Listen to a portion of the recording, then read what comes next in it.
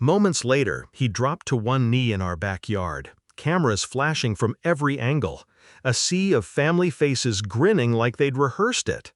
"Will you marry me?" he asked my sister, his teeth too white, his eyes too calm.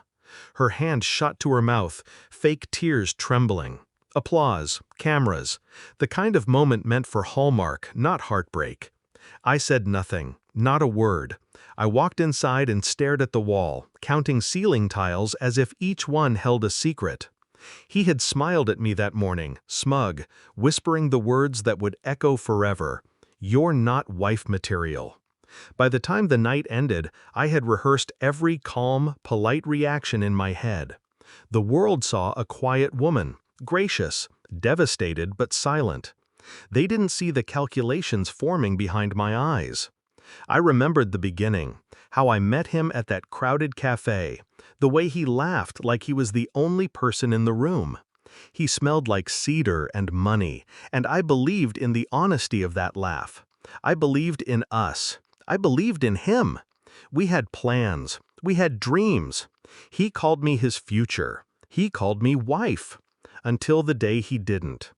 It started small, a lingering glance at her during brunch, a hand brushing hers under the table. I ignored the cold pit in my stomach. I told myself I was paranoid. But then, subtle patterns formed like cracks in ice. Missed calls, secret texts, late-night whispers in the kitchen that froze me in place. The truth didn't hit all at once. It unfolded like a slow-motion horror film. A notification he left open, her name, her voice in the background of a video he thought I wouldn't see. Proof that the man who called me wife had already placed the title on my sister. Shock settled in, but I swallowed it. Heartbreak didn't get to run my life. Anger didn't get to ruin me. Instead, I planned. Quietly, meticulously, like a surgeon drawing the lines before the incision. Step 1, knowledge. Every detail, every schedule, every weakness cataloged. Step 2, optics. What the world sees matters far more than what they know.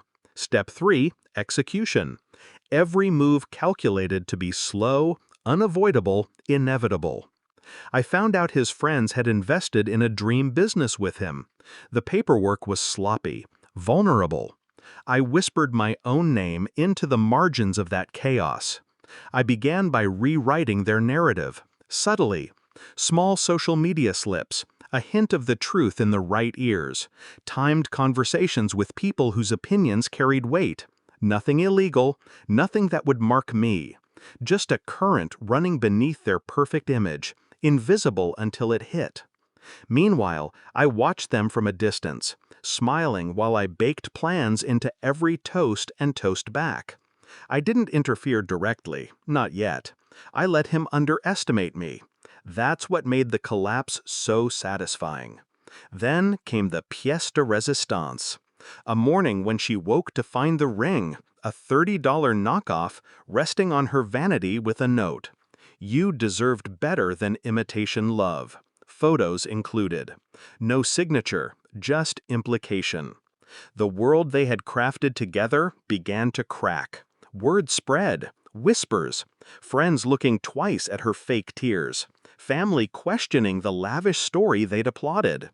I toasted them from Santorini a month later, champagne in hand, eyes scanning the white cliffs, sunlight glinting off the sea, imagining the humiliation rolling over them like a wave they hadn't seen coming.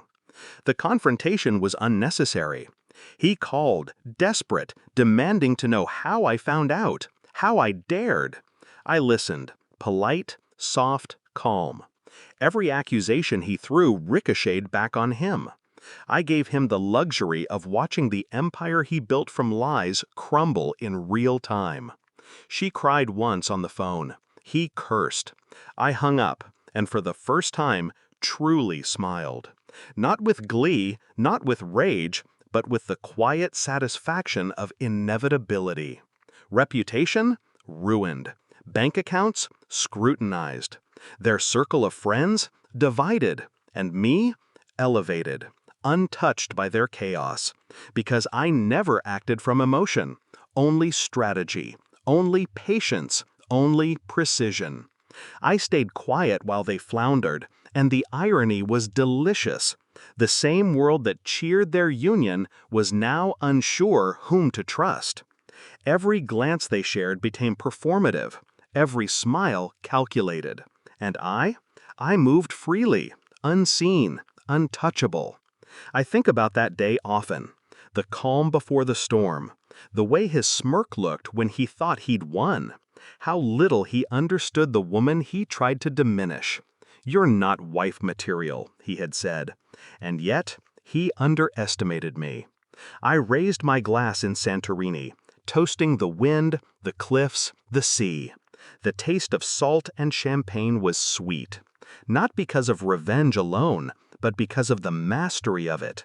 Because justice had been served in a way he could never anticipate, never spin, never repair.